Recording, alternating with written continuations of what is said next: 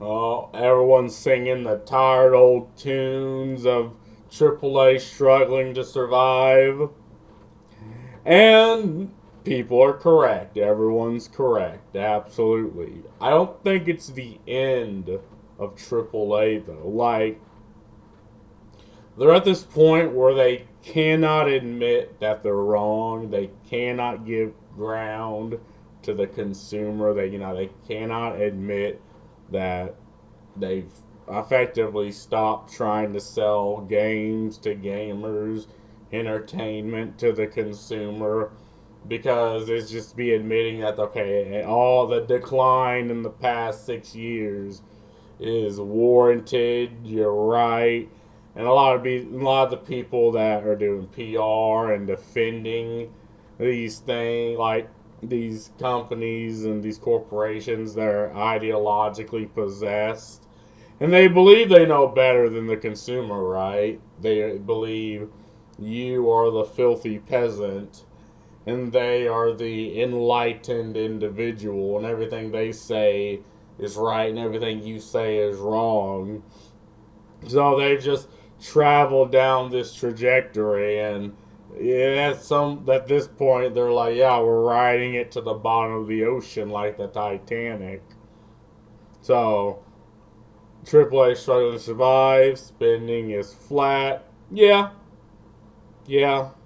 Okay, let's talk about the $100 elephant in the room, because the internet is wrestling with a rumor that feels rather shocking that Grand Theft Auto 6 may launch with a $100 RRP price tag, right?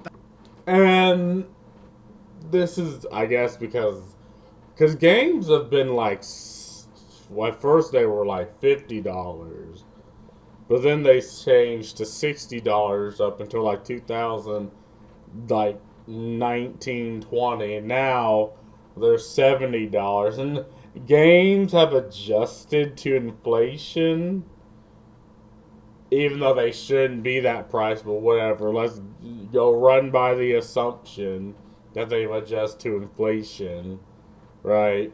Now, like if you look at just the average spending on, say, gotcha games, you have people that dump 100, 200, $300 on a free game.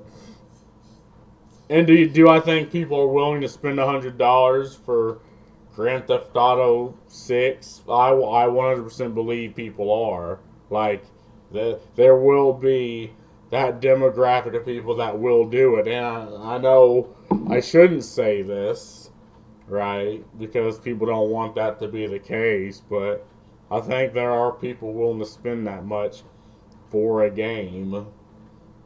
My thing, again, I don't agree with that. I think they're stupid because Grand Theft Auto 5 is obviously just going to be a better product than 6 because there's so much out for the games. Like, if you want the experience, just play 6. But I guess because 5 is popular, people will buy into 6. But yeah, I mean, I think people will spend that much money for this game, sadly. That's the box price of the game. And your gut reaction is probably the same as mine. That's I mean, people do it anyway, right? Like, people spend for, like, deluxe editions, super deluxe, ultra booty editions. People spend $30 more just to play it 3 days earlier. I mean, now, granted, I guess they're getting some level of more value into the game other than the game, but yeah. that's bullshit. That's too much. And that is fair. But this story actually goes a bit deeper than just the sticker shock, because we've actually been here before. Back in 2023, there were unsubstantiated rumors that had people worried about a $150 price point for GTA 6. Now, that did obviously not materialize, but this time it's based on an analyst sharing his TLDR of private discussions that he says are actually happening amongst people in the AAA sector. $150 was obviously absurd, but $100, well, that's that's not really as absurd, especially coming from Take-Two Interactive.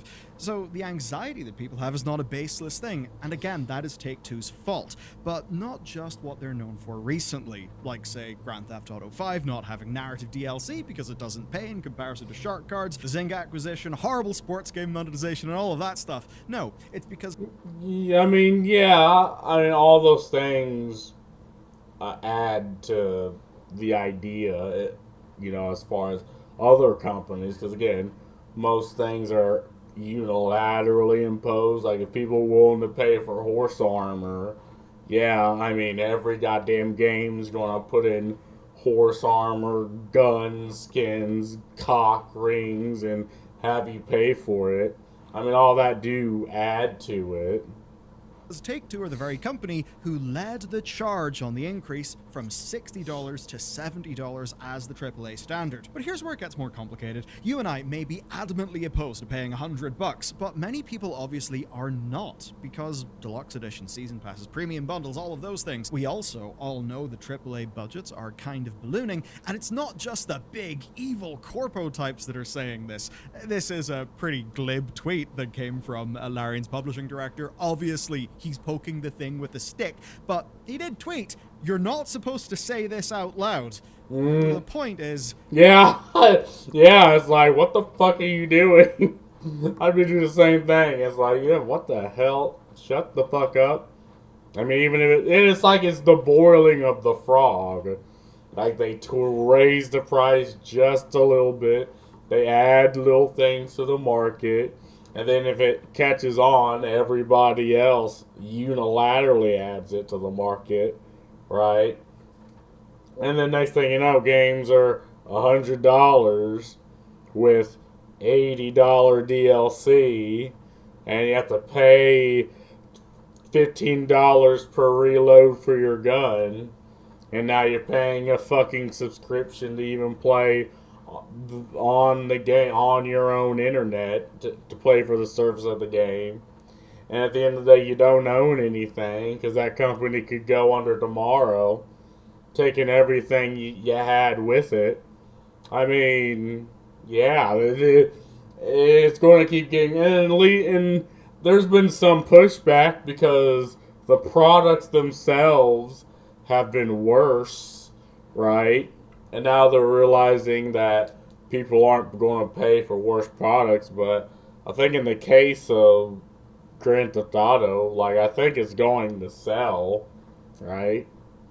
Actually, this is kind of what they're all thinking. So let's get into the story. What kicks it off is this. It's Matthew Ball's State of Gaming 2025 report, and it suggests that some players in the industry are quietly hoping for Rockstar to break the $70 ceiling. Of course, not just for themselves, but to trigger an industry-wide price reset, basically pushing $50 up to $60, $60 to $70, all the way up the chain.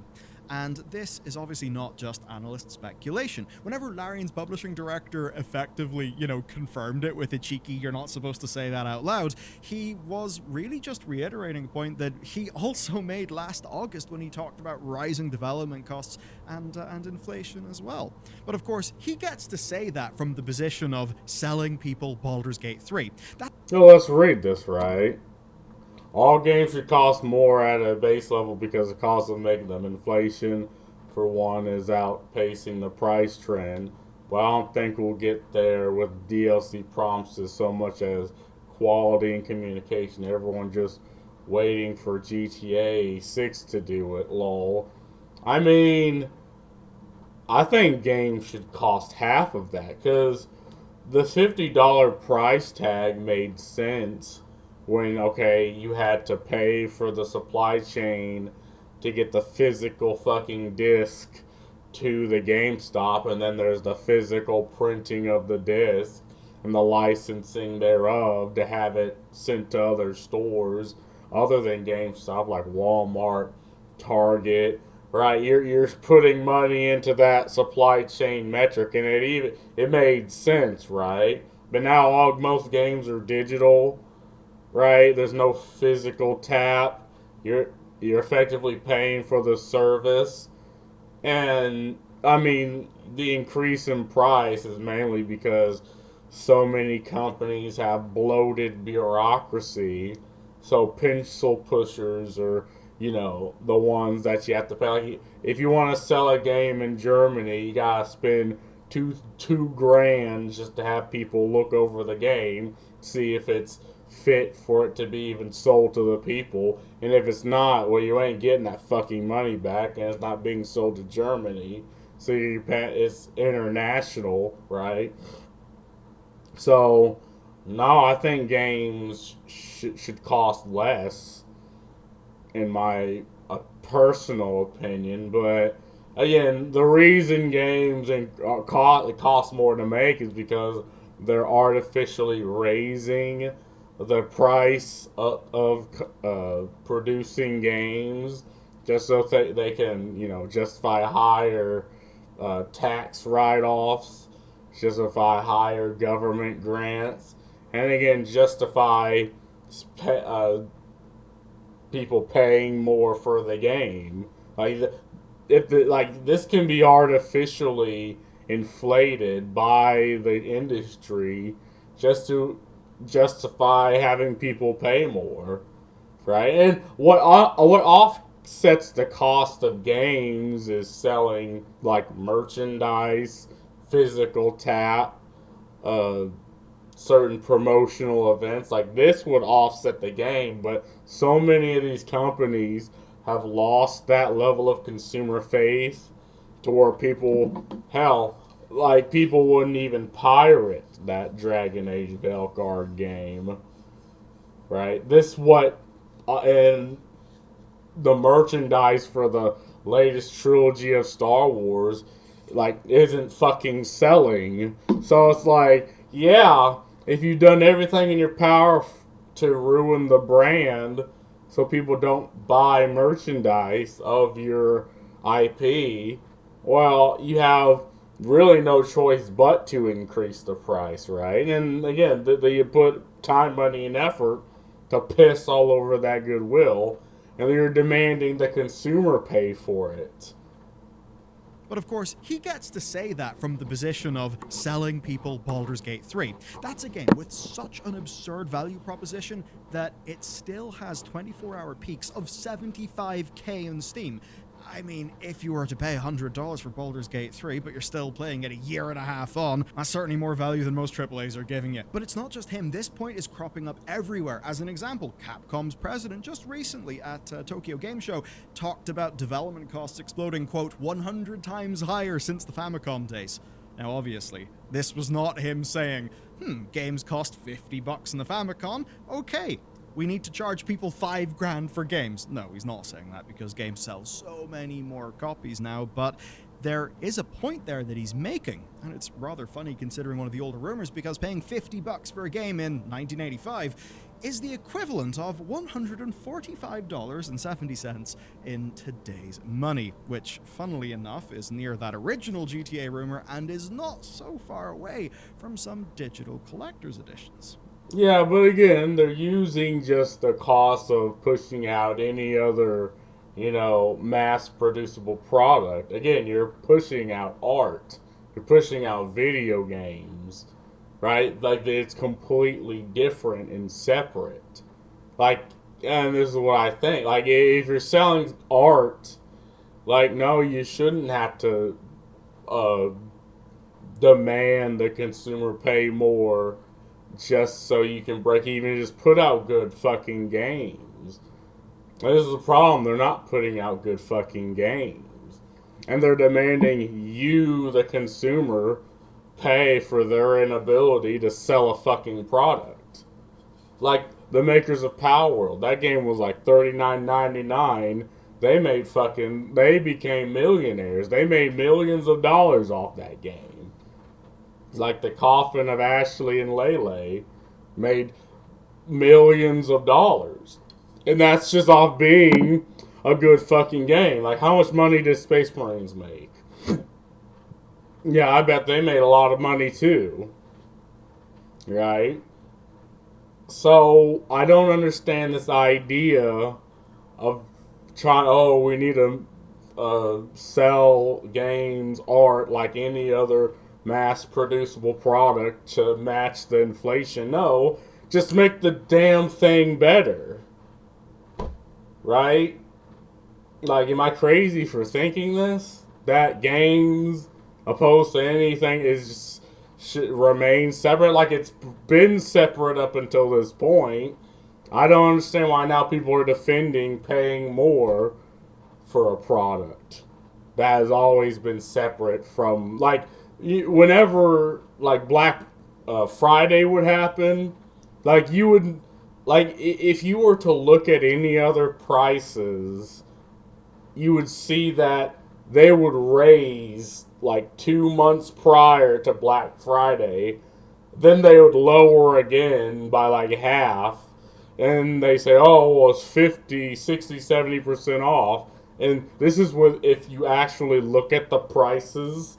But with games, they've always remained steady. So, like, a steady $60.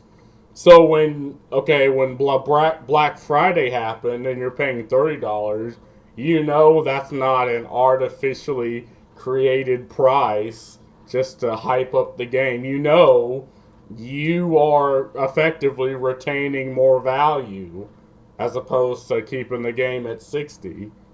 Or with any other type of like consumer product, it would raise just like quite a bit, then lower back down for Black Friday so they can justify it being 50, 60, 70% off. Like, I don't know why people keep trying to conflate video games, keep trying to conflate art with the same idea as like a fucking vacuum cleaner, because it's not.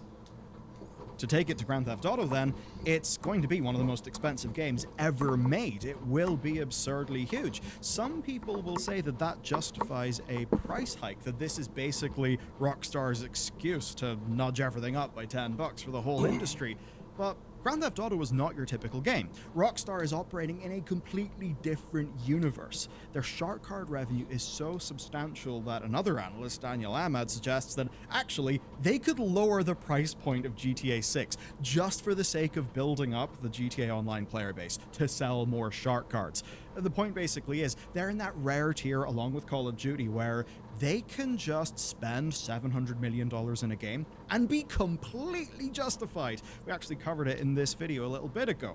Now, no one seriously thinks that Grand Theft Auto needs to be $100 a pop to be financially viable.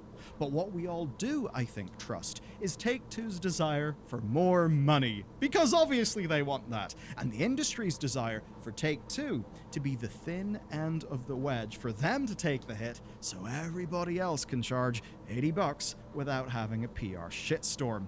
Yeah, and if you're a market analyst, this is your job to look at trends, look at what the competition's doing, and see, oh, okay, so they added the $10 horse armor and people fucking bought it. Well, why not add a $10 skin to make your gun look like an anime girl?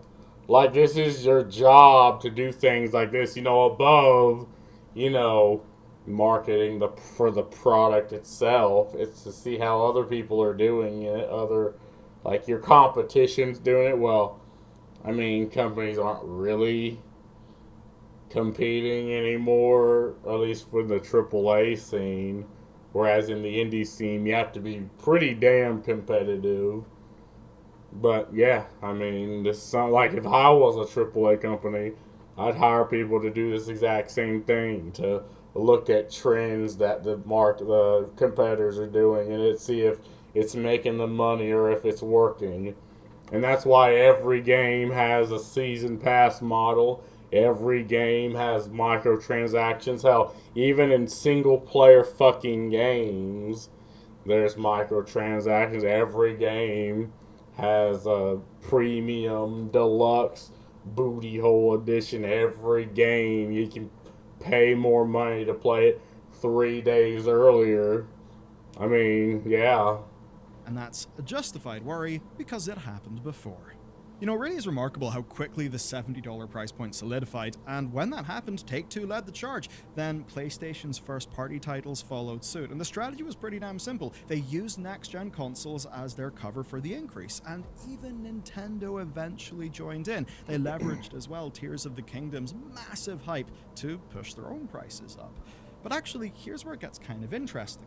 Not everybody could even make that work. Take Redfall, right? It completely face-planted at $70. Let's be real, it would have face-planted at just about anything else. But I bring it up because when analysts started to notice quick discounts on $70 games, they questioned Strauss Zelnick. Strauss is, by the way, the CEO of Take-Two. He's quite the fellow, sort of vampire daddy energy. Anyway, his response was rather telling. He said, "We're not seeing pushback." Now, the emphasis on "we're" is on our half, or our behalf, right? So it's not like he said, well, we aren't seeing a pushback, but literally he did say, we're not seeing a pushback. And I think there's a big point there. The reality is that certain publishers like Take-Two, like Capcom, PlayStation, they can command those prices because of their track record and game quality. I mean, Monster Hunter Wilds, that's going to share the same RRP as Redfall, which is a bit ridiculous when you think about them. Actually, this has gotten to the point where Saber Interactive's CEO, when talking about Space Marine 2, said that they actually felt they had to price their game at $70 because they feared that players would see anything lower as a red flag for quality. And his point actually does make sense for consumer psychology. Yeah, I mean, again, I can understand that when we're talking about just the masses, but if you take individual groups of people, like I played some damn good $20, $30, $40 indie games, and there's been indie games like Helldivers, like Palworld that were extremely successful. I mean, I don't think people are as one track minded as people think. I mean, I think people would, and just the question becomes: do people really like $10? Doesn't seem like a lot. Like in the early 2000s, like a $10 difference was huge.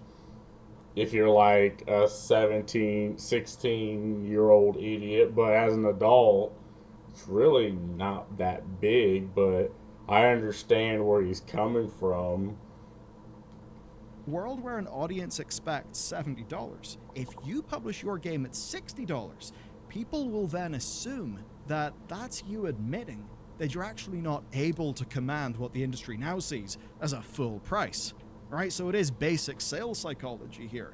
Now, yes, in a world where every customer is a fully informed, dispassionate, rational actor, well, I think the entire global economy would look rather different. The reality is, we're humans, we're emotional, we're not always rational, and we are prone to fun psychological biases. So in a world with a $70 standard, if one game is $60, people will begin to think, why is it $60?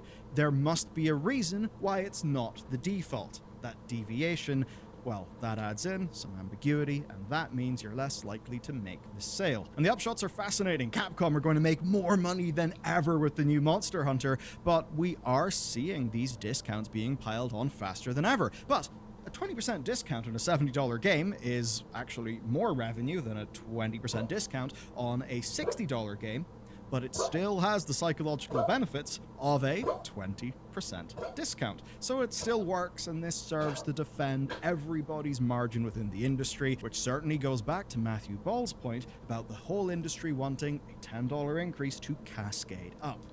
But actually, there's something we've missed. We're already well past $70. It's time to enter the big thing to mention. So, do you value something objectively, right, based on its input costs plus some margin? Or do you think something is valued based on what someone in the real market is willing to pay for it? I'd say that at the very I think it's what people are willing to pay, but I mean, that really, again, that only applies to the masses. Like, I don't think, when's the last $70 game I paid for? I think Was Space Marines 2? Yeah, I think it was $70. Yeah, I'd say that's the only like, and since then, was Cyberpunk 2077 $70? Oh no, I thought I got that through for Christmas. I mean, again, like all these apply on paper, but I think most people like that has no choice because they have responsibilities are willing to wait for the discount. And most people like me, again, I have so many games on the back burner that are indie, and a couple of AAA, but like I bought 2077 again when it was half off. But yeah, I mean, most things will be worth what people are willing to pay for. That's just the system we live in. At least for things that we experience like art, it's the latter, right? That's why millions of people buy games above that $69.99 RRP. The $100 price tag that kicked off this whole discussion has already happened. It just has happened indirectly because you see that $10 price rise from $60 to $70? Well, $69.99 of today's dollars is in fact worth $57.75 in 2020's dollars. Yeah, inflation's a bitch. That's why Space Marine 2 had masses of people paying $30 extra to have some cosmetics, and I think most importantly, advanced access. Just about Well, again, you have the medium price for the product, like the medium price of entry. And again, if people enjoy the game, yeah, they're going to pay more. But I think the median price of entry should be kept separate from, cosmetics and microtransactions and all that. Because, again, like I said, on paper, yeah, I guess you could technically have paid $100 for a $70 game, but that doesn't mean you're willing to pay $100 for that median price of entry, right? I think you pay the same. And again, it doesn't take into consideration when they paid extra. Like, did they pay extra literally after they bought the game? Or did they put, I don't know, 20, 60, 100, 200, 300 hours into the game and then paid the extra $30? I mean, these are things you kind of got put into consideration. And I mean, you don't know. I don't know. Nobody knows except the person and, I mean, whoever they told. But again, I think the median price of entry should be kept separate. every major game these days does advanced access. Obviously, it's more money, because with it, publishers have found their workaround. They know that people who buy a game on day one are price insensitive compared to the average customer, because they're the people who still buy games on day one with full knowledge that deep discounts still do happen in the industry. And that means that they are the very people who you can laser target with premium advanced access. And Yeah, compulsive buyers. I mean, they will exist, but you can't slap this on as a base. Like, you can't just because someone's willing to pay $100 to play 2 days early. That doesn't mean if the median price was 100, people would be fine with that.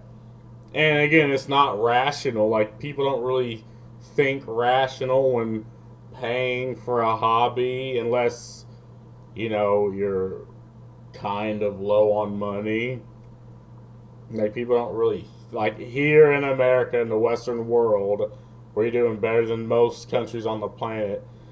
People don't really think rational about paying for hobbies, but I think people can tell if they're being scalped, and you just feel stupid if you pay $100, even if the game ends up not being as good as you thought it was. And I think on Steam, you can get a refund. So even if you pay the $100 and you end up not liking it, well, can you get a refund if you play 2 days ahead of full restarting on profit?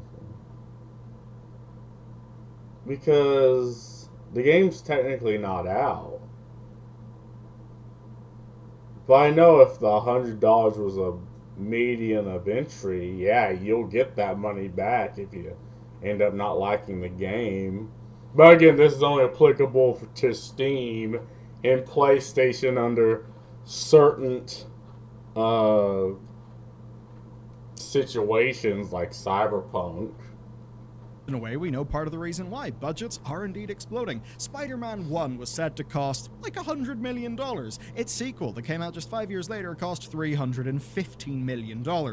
Which, by the way, you can't just put down to inflation. It's also an industry-wide trend that I'll be diving into soon on the channel. But for now, I want you to check this out. This is from Matthew's report, and it's the RRP of Grand Theft Auto games from 1997, and it shows nominal price and inflation-adjusted price. It's kind of funny because Grand Theft Auto 1 would cost $100 in today's money. It almost fits the story too well.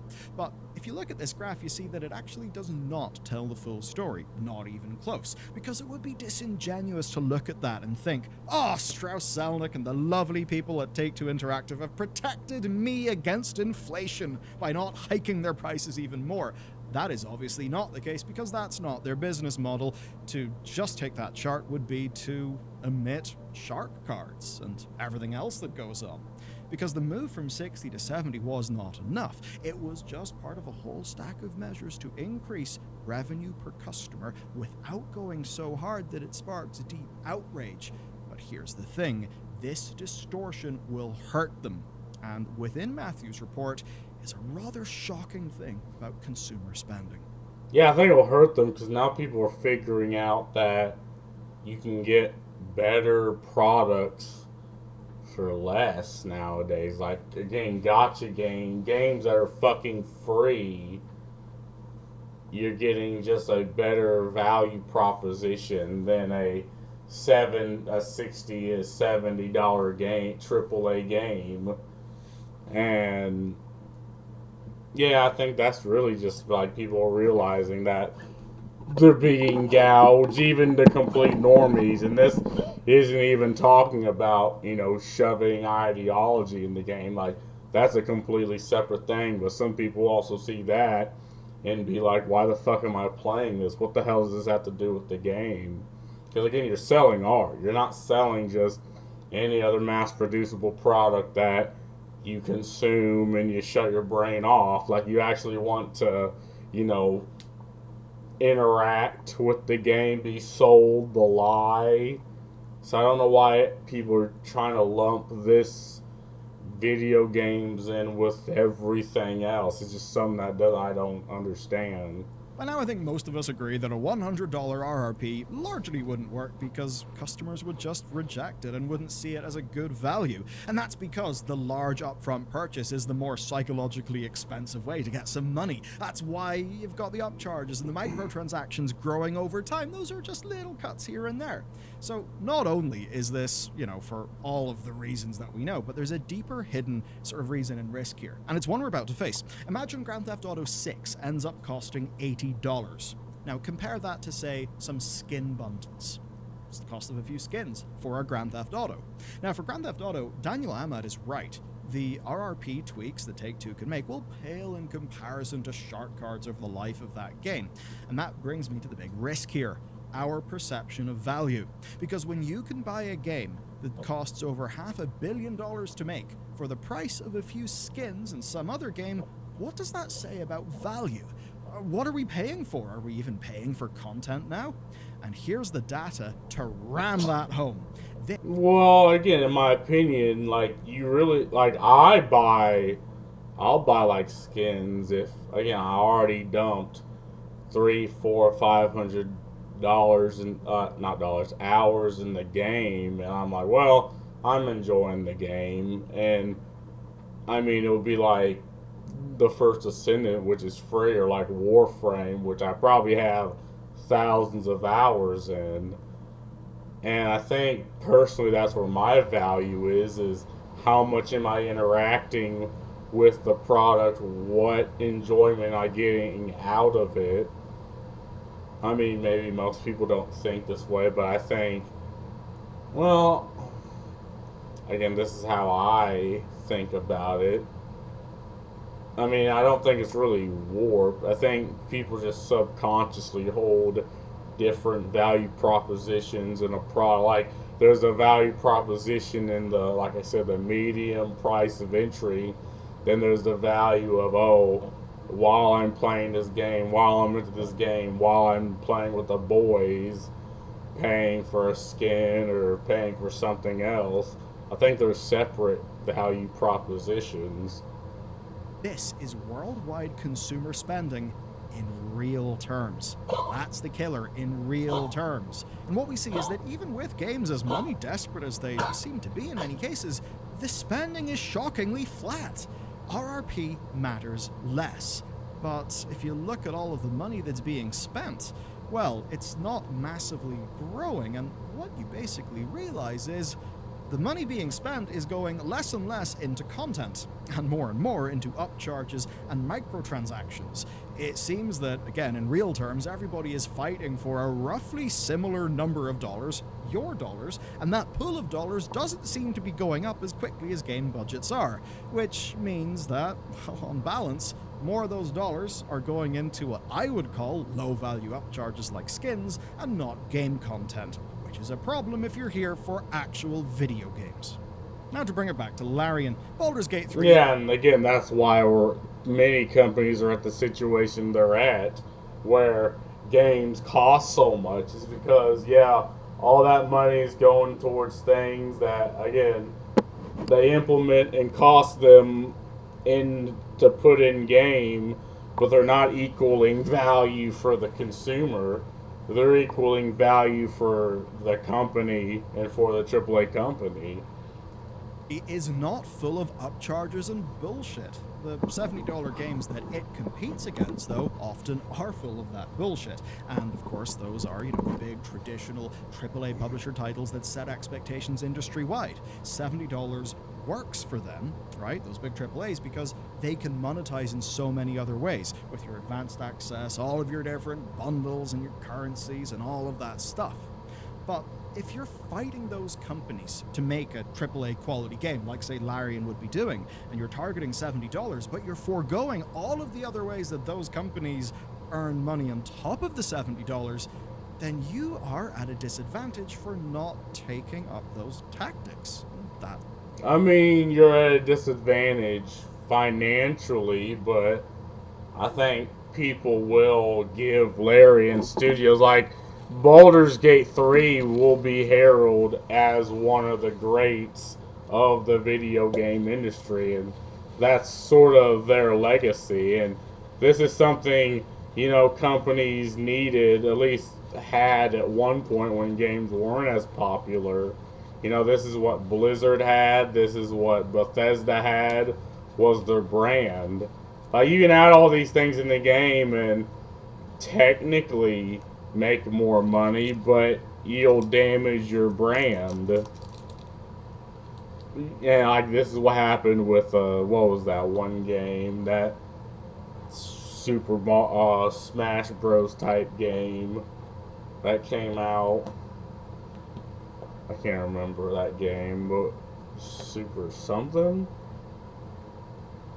Whatever. But they tried to add in microtransactions after their pre-release, and people absolutely blasted the game because the value proposition just wasn't there. It's on the top of my tongue, because we could play like Shaggy versus fucking goddamn Superman. Superverse? Something verse?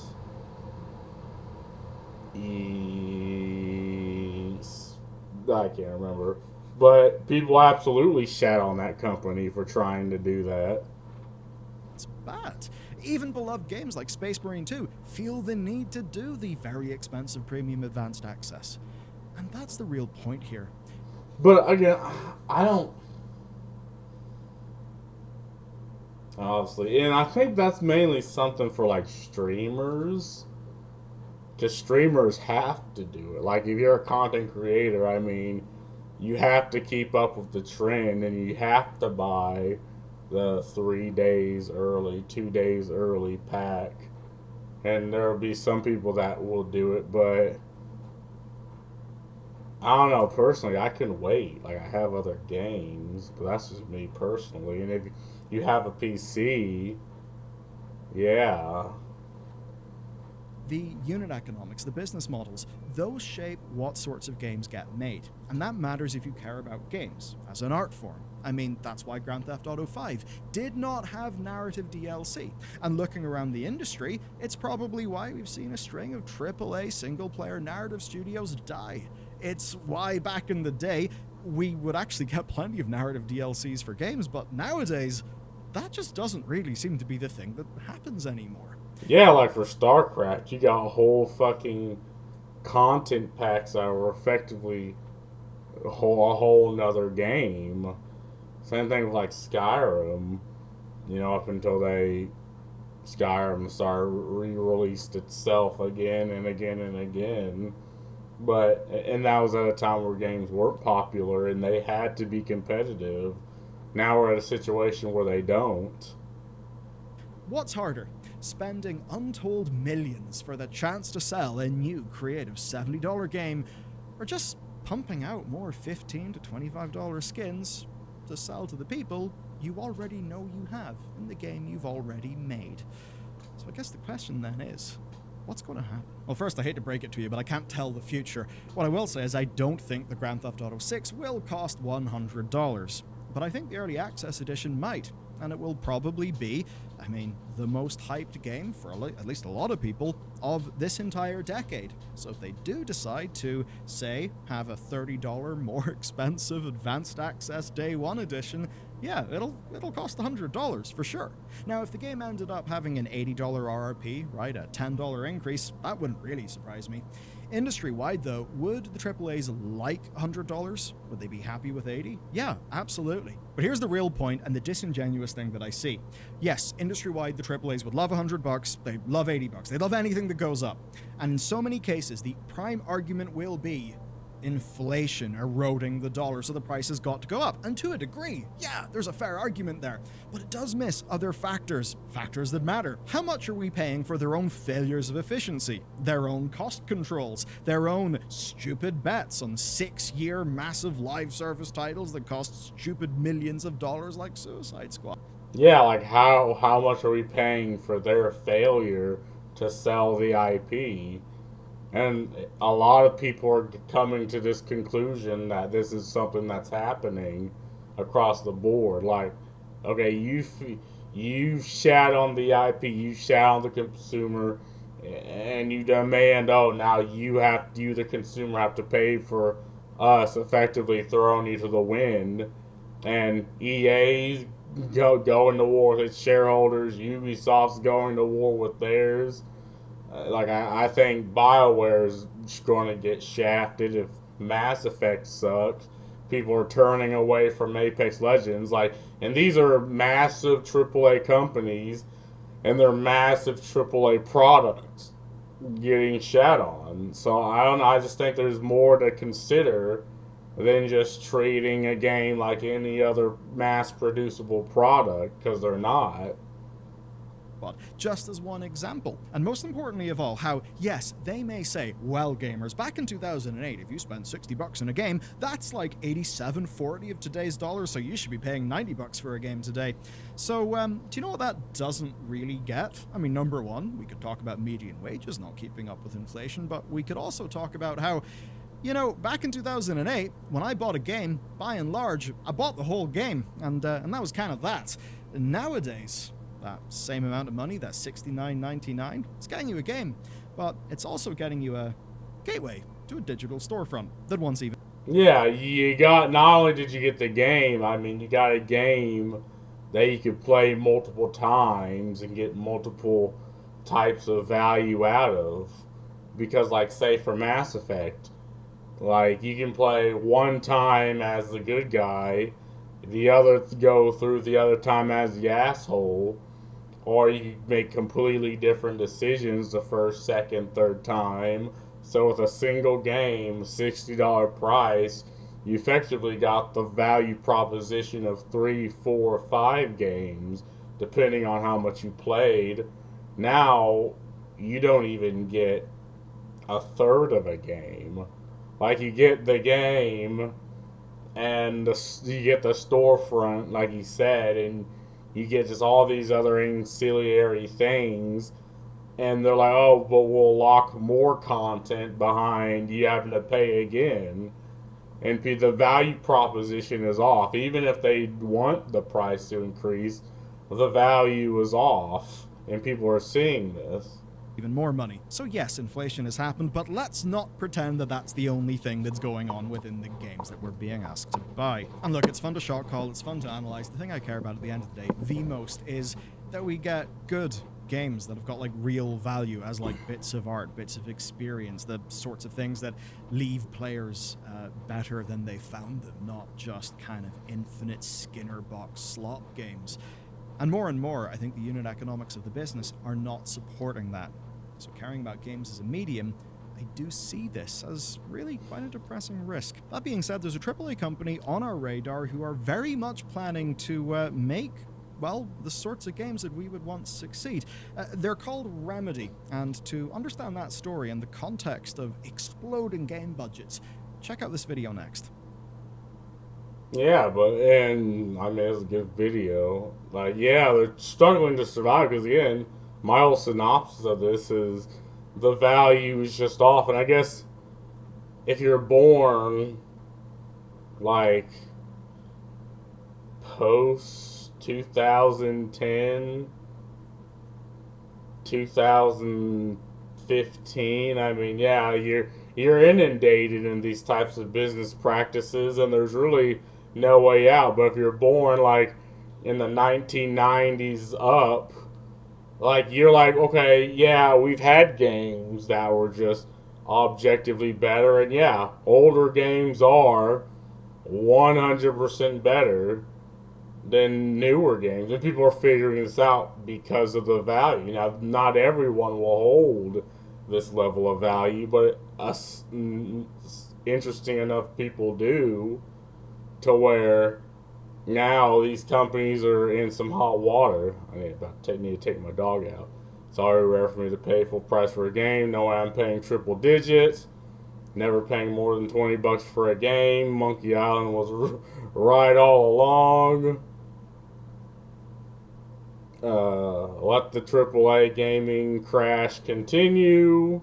Oh God, I'm not paying $100 for a game that might not be broken to all hell at release. Yeah, and this is also the reason why people think the value's off. Like, you'd pay full retail price for a game that didn't fucking work. But yeah, they make billions out of GTA Online. There's no need for them to raise the price to $100. Fuck yeah, I mean, it's so they don't have to, is the thing.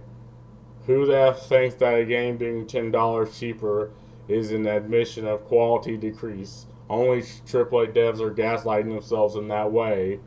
Yeah, I mean, I guess to an extent the consumer thinks that, but again, I'm just looking at games that slapped in the past 2-3 years. Like, was Elden Ring $70? I don't even remember. AAA slop studios want to charge GTA prices, but not give GTA quality, let the bubble pop. Yeah, I'm going to need to take my dog out. But anyway, that's all I got to say about this. Peace.